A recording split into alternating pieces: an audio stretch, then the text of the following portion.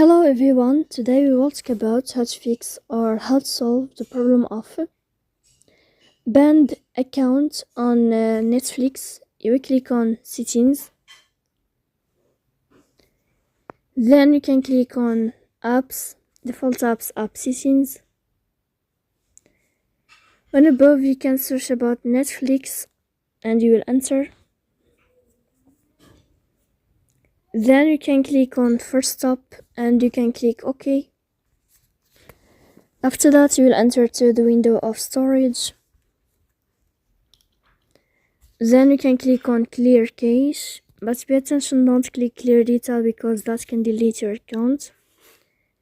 In the end you can turn off your phone and you can wait a moment to turn on your phone again. So please don't forget to support us by like and subscribe. See you next time in another video and thank you for your attention.